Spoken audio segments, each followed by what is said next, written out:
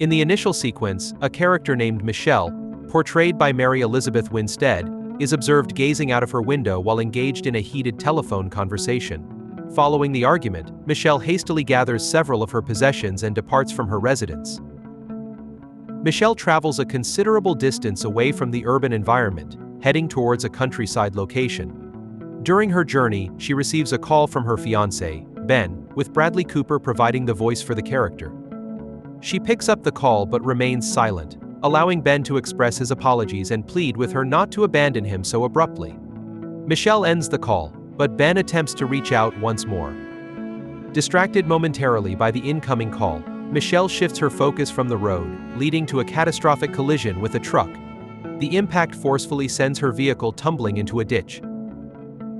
Upon regaining consciousness, Michelle finds herself suffering from a head injury, confined in a cramped space, with an IV needle inserted into her arm, attached to a saline solution.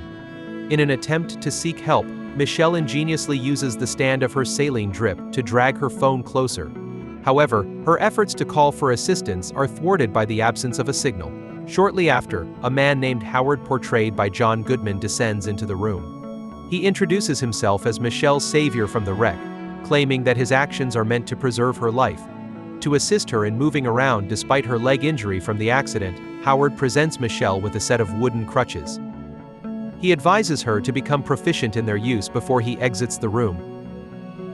Determined to defend herself, Michelle undertakes the task of modifying one of her crutches, meticulously sharpening its tip to transform it into a makeshift weapon intended for use against Howard. When Howard re-enters the room during his next visit, Michelle seizes the opportunity to launch an attack. However, her effort proves unsuccessful as Howard swiftly overpowers her. After waking up, Michelle learns from Howard, who maintains a calm tone, that an attack has made the surface air toxic, justifying her confinement in his bunker. He shows her the outside from an airlock to prove his point. Despite seeing nothing unusual, Michelle notices red paint on Howard's truck, identifying it as the one that crashed into her. During a dinner orchestrated by Howard to mimic a familial atmosphere, Michelle and Emmett engage in light, flirtatious banter, which triggers an irate reaction from Howard. He sternly admonishes them against such behavior. Seizing an opportunity while Howard is distracted, Michelle discreetly acquires his keys. An unexpected tremor above momentarily diverts everyone's attention, during which Michelle takes the chance to hit Howard over the head with a beer bottle. She makes a dash for the airlock, aiming to escape. As Michelle stands in the airlock, Howard pleads with her to reconsider leaving. At that moment, a vehicle arrives and a middle-aged woman portrayed by Suzanne Cryer emerges, desperately seeking refuge inside the bunker. Despite Howard's insistence that Michelle deny the woman entry, her desperation escalates, leading her to violently bang her head against the door's glass. Howard extends a gesture of goodwill towards Michelle by lending her clothes that once belonged to his daughter, Megan, whom he has lost. He shares a photograph of Megan with Michelle, deepening the sense of trust between them. Meanwhile, Michelle and Emmett find common ground through personal revelations. Emmett opens up about missing out on a university sports opportunity due to his fear of leaving town, while Michelle reflects on a regretful moment when she failed to intervene in a situation where a little girl was being mistreated by her father in a hardware store. A moment that resonates deeply with her given her own challenging upbringing. When the bunker's air filtration system fails, Michelle, due to her smaller stature, is the only one who can navigate through the ventilation ducts to reach the filtration room for a reset. After successfully resetting the system, she stumbles upon a ladder that leads to the outside, positioned just below a window. On the window, she finds the word "help" etched into the surface, with the letters L and P marked by traces of blood. On the ground, Michelle discovers 2 bloody earrings, which she recognizes as identical to those worn by the girl in the photo Howard claimed was Megan. She shares this unsettling discovery with Emmett, who reveals that the girl in the photograph is not Megan but Brittany, a former high school classmate who had mysteriously disappeared some time ago. This revelation forces Michelle and Emmett to confront the grim reality that Howard poses a serious danger, compelling them to plot their escape from the bunker. Michelle and Emmett covertly assemble a biohazard suit and gas mask using Howard's stolen tools. When Howard discovers the theft, he confronts them, threatening with a vat of acid.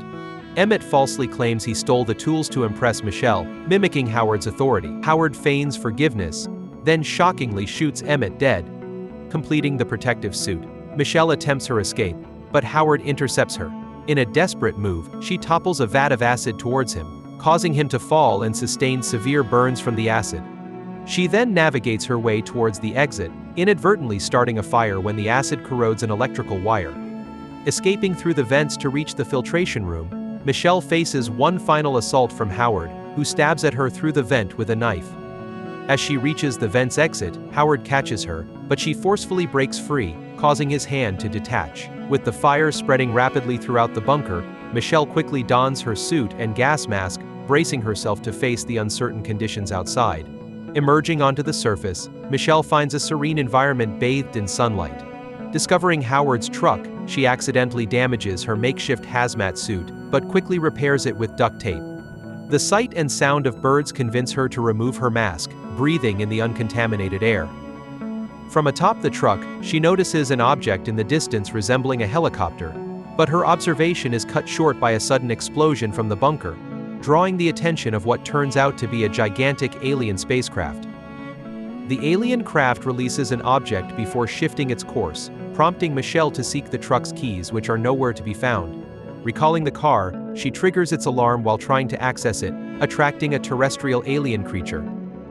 Michelle retreats to a wooden shed for cover, narrowly avoiding the alien as it investigates the noise. She manages to silence the car alarm with the key fob, causing the alien to withdraw.